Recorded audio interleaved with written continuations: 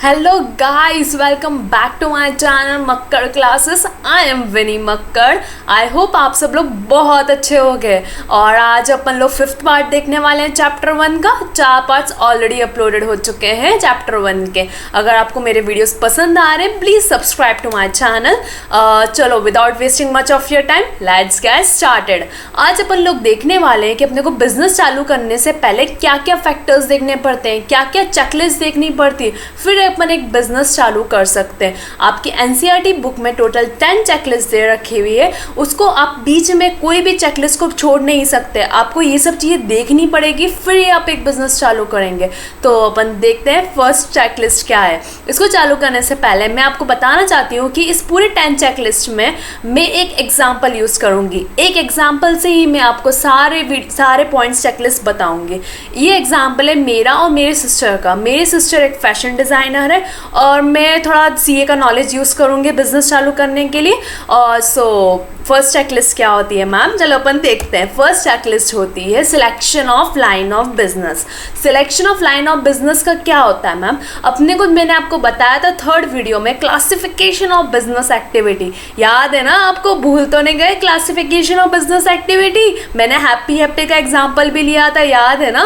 Classification of business activities divided into 2 parts, industry and commerce. ये सब आपको याद है। तो वही मेरे को बिजनेस चालू करने से पहले मुझे देखना पड़ेगा मैं इंडस्ट्री में जाना चाहती हूँ कि कॉमर्स में जाना चाहती हूँ। इसको देखते हैं। मैं और मेरी सिस्टर हम लोग घर पे बैठे हुए थे। हम लोगों ने सोचा हम लोग खुद का कुछ काम करते, किसी के अंडर कुछ काम नहीं करना, हमें बिजनेस चालू करना, खुद के मालिक बनना है हमको। तो हमारे पास ऑप्शन था, हम लोग इंडस्ट्री इस्टेब्लिश करें या कॉमर्स। कॉमर्स में भी मैंने आपको बताया था, याद है ना, ट्रेड होता है और एक और क्या होता है, ऑक्सिलरी टू ट्रेड। या तो फिर हम लोगों ने सोचा कि हम लोग वो बिजनेस करेंगे जिसमें हमको प्रॉफिट बहुत ज़्यादा हो।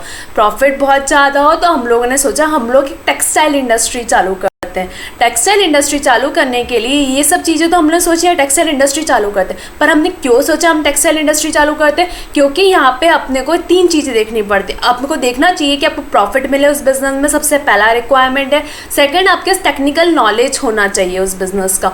टेक्निकल नॉलेज मैं मेरे सिस्टर का यूज़ करूँगी because she is a fashion designer, तो उसका मैं नॉलेज यूज़ करने वाली हूँ। और आपको बिजनेस स्टैब्लिश करने में थोड़ा बहुत सारे आपको एडवाइसेस लेनी पड़ती है। तो मेरा एक सीए में इंडस्ट्री में टेक्सटाइल इंडस्ट्री में थोड़ा एक्सपीरियंस रहा है, तो मैं उस एक्सपीरियंस को यूज़ करूँगी स्टैब्लिश करने में। और एक इंटरेस्ट होना चाहिए, तो हम दोनों का इंटरेस्ट है कि अपन एक्स्टैब्लिश करते हैं बिजनेस को। तो ये सब चीज़ होता है selection of line of business. तो आपको समझ में आ गया होगा selection of line of business क्या होता है। सेकेंड क्या होता है मैम, सेकेंड होता है अपने को देखना पड़ता है कि size of the business, size क्या होना चाहिए, साइज ऑफ द फर्म क्या होना चाहिए।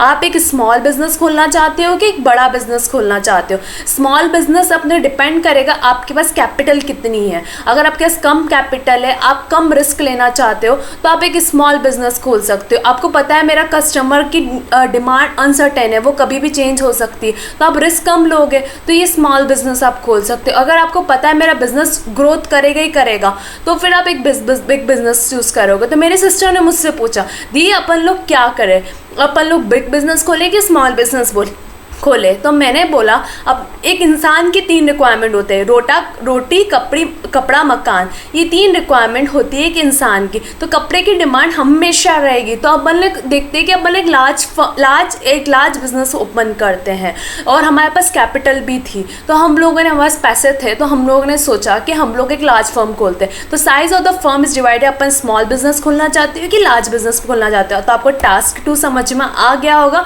टास्क 3 क्या होता है अपने को बिजनेस खोलने से पहले, आपको choice of form of ownership. आप कैसी ऑनरशिप रखना चाहते हो अपने बिजनेस में, या आप खुद ही मालिक रहना चाहते हो, उसको बोलते हैं सोल प्रोप्राइटरशिप। आप किसी के साथ पार्टनरशिप करना चाहते हो, आप एक प्रॉफिट किसी के साथ शेयर करना चाहते हो, किसी का पैसा मिलवाना चाहते हो, किसी का नॉलेज मिलवाना चाहते हो। आपके पास इतना नॉलेज नहीं है तो आपने किसी के साथ पार्टनरशिप करके बिजनेस करना चाहते हो, तो वो पार्टनरशिप फॉर्म ऑफ बिजनेस हो जाएगा। और एक जॉइंट स्टॉक कंपनी खोलना चाहते हो ताकि आपको बहुत बहुत लारे शेयर्स मिल सके, लोगों से शेयर्स के थ्रू पैसा मंगवा सके।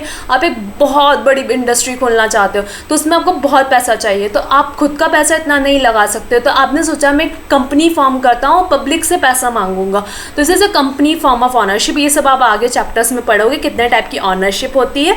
तो हम, मेरी सिस्टर और हम दोनों की पार्टनरशिप था, तो this is a partnership form of ownership. तो ये हम लोगों ने रखा पार्टनरशिप। तो ये हो गया choice of form of ownership. Fourth task क्या होता है मैम? फोर्थ टास्क होता है अपने को location of the business enterprise. आप बिजनेस इंटरप्राइज को कहाँ रखना चाहते हो? बिजनेस को चालू करने से पहले आपको एक बहुत सारे फैक्टर्स देखने पड़ते हैं। मैम क्या क्या फैक्टर्स देखने पड़ते हैं? आपको रॉ मटेरियल ईजिली अवेलेबल हो जाए, आपको लेबर्स ईजिली अवेलेबल हो जाए, और आपको इलेक्ट्रिसिटी, बैंकिंग, ट्रांसपोर्टेशन, एक बिजनेस चालू करने से पहले ये सब फैसिलिटीज़ भी देखनी पड़ती है। आपके बिजनेस में क्या क्या रिक्वायरमेंट है, वो आपको फैसिलिटीज़ मिलेगी कि नहीं मिलेगी। आपने कोई बहुत जंगल में जाके एक फैक्ट्री खोल ली, वहाँ पे आपको ना लेबर्स मिल रहे हैं, ना वाटर सप्लाई मिल रही, ना इलेक्ट्रिसिटी मिल रही, क्या आपका एक इंडस्ट्री चलेगी? नहीं चलेगी। तो ये सब चीज़ें, फैक्टर्स भी अपने को देखने पड़ते हैं। इसको बोलते हैं लोकेशन ऑफ बिजनेस एंटरप्राइज। तो मेरी सिस्टर ने मुझसे पूछा दी अपन लोग कहाँ खोलेंगे बिजनेस? तो मैंने बोला अपन सूरत में खोलते। Surat is the textile hub of India. तो हम लोगों ने डिसाइड करा सूरत में खोलते। उसमें भी हम लोगों ने डिसाइड करा हम लोग SEZ में खोलेंगे। मैम SEZ, ये क्या वर्ड यूज़ करा आपने? SEZ मतलब होता है एक पर्टिकुलर एरिया होता है हर एक स्टेट में जहाँ पे सब इंडस्ट्रीज़ ही होती है। गवर्नमेंट ने एक पर्टिकुलर एरिया बना रखा है, वहाँ पे सब इंडस्ट्रीज़ होगी। अगर वहाँ पे ऑलरेडी इंडस्ट्रीज़ है तो वहाँ पे आपको लेबर्स आराम से मिल जाएंगे, इलेक्ट्रिसिटी सप्लाई अच्छी होगी, ट्रांसपोर्टेशन फैसिलिटीज़ अच्छी होगी। तो ये सब फैसिलिटीज़ देखते मुझे अच्छी मिल जाती सूरत में, तो मैंने सोचा सूरत SEZ में खोलते। तो हम लोग लोकेशन ऑफ बिजनेस एंटरप्राइज आपको समझ में आ गया होगा। फोर्थ टास्क क्या होता है? फिर फिफ्थ टास्क क्या होता है? फिफ्थ टास्क अपना होता है फाइनेंसिंग द प्रपोजल।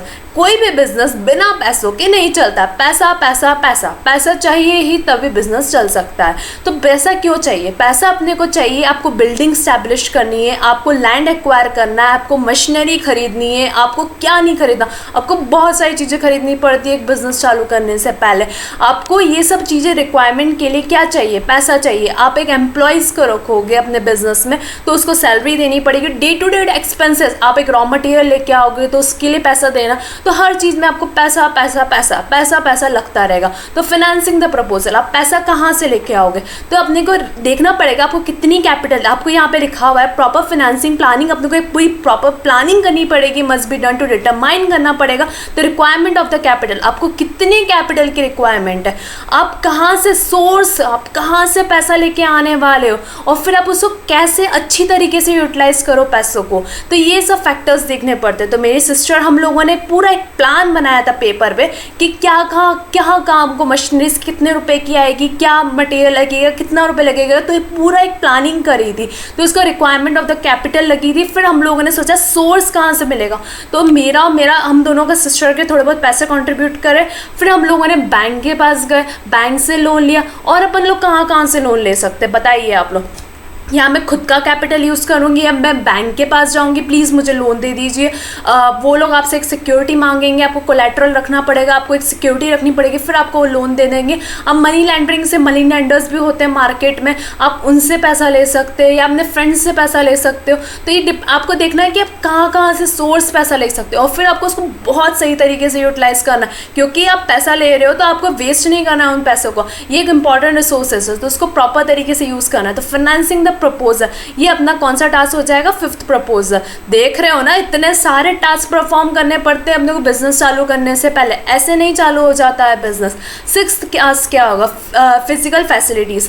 आपको मशीनरी रिक्वायरमेंट होगी, बिल्डिंग की रिक्वायरमेंट होगी, बहुत सारी आपको सर्विसेज चाहिए होगी। तो ये सब आपको देखना पड़ेगा। ये सब आपको डिपेंड करेगा nature and the size of the firm. अगर आप एक बहुत बड़ी इंडस्ट्री खोल रहे हो तो आपको बहुत सारी मशीनरीज लगेगी। अगर आप एक शॉप खोल रहे हो तो आप एक ट्रेडिंग का बिजनेस करना चाहते हो तो आपको सिर्फ एक बिल्डिंग लगेगी और रॉ मटेरियल्स आपको मतलब आपको गुड्स लेके आने पड़ेंगे, वो सब रखना पड़ेगा।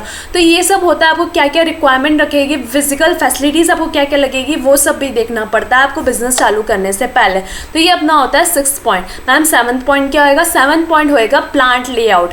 Plant layout ma'am, plant layout आपने याद बताती, हमने अपने घर पे अपने पापा मम्मी से पूछना कि आप लोगों ने कोई नक्शा बनवाया था घर बनाने से पहले, तो वो लोग बोलेंगे हाँ हम लोगों ने एक नक्शा बनाया था। तो क्यों बनाने की ज़रूरत पड़ी नक्शा?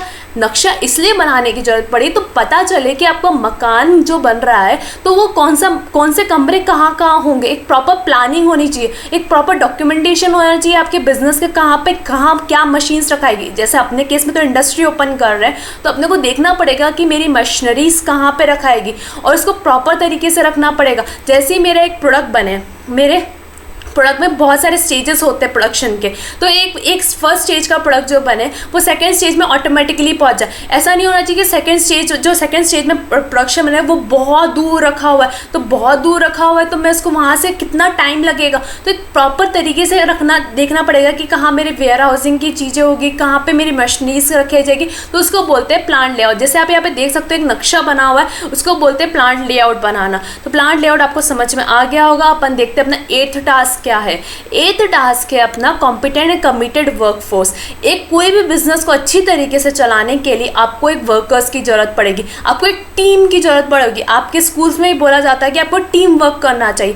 टीम वर्क क्यों करना चाहिए? क्योंकि आप सबका नॉलेज यूज़ कर सकते हैं। आप अकेले कोई भी इंसान सब कुछ नॉलेज नहीं रख सकता, उसको एक टीम की जरूरत पड़ती है प्रॉपर तरीके से इम्प्लीमेंटेशन करने के लिए। तो हर एक बिजनेस, एक बड़ा इंडस्ट्री खोलना चाहते हो तो आपको एक प्रॉपर कमिटेड वर्कफोर्स चाहिए ताकि वो आपके बिजनेस को छोड़ के नहीं जाए, वो आपके दिल जान से आपके ही काम करते रहे। तो आप उसको अच्छी फैसिलिटीज़ दीजिए ताकि वो आपके यहाँ ही रखे, उसको मोटिवेटेड कीजिए कि नहीं आपको यहीं पे रहना है, आपको उसको अच्छे आपको इंसेंटिव्स देते रहिए, उनको एक अच्छी वाली फीलिंग दीजिए, आपको घर जैसा माहौल प्रोवाइड कीजिए वर्कर्स को। और आपको स्किल्ड वर्कर्स चाहिए तो आपको उनका इंटरव्यूज़ लेना पड़ेगा। अनस्किल्ड वर्कर्स चाहिए मशीनरी चलाने के लिए, स्किल्ड वर्कर्स आपको चाहिए होंगे।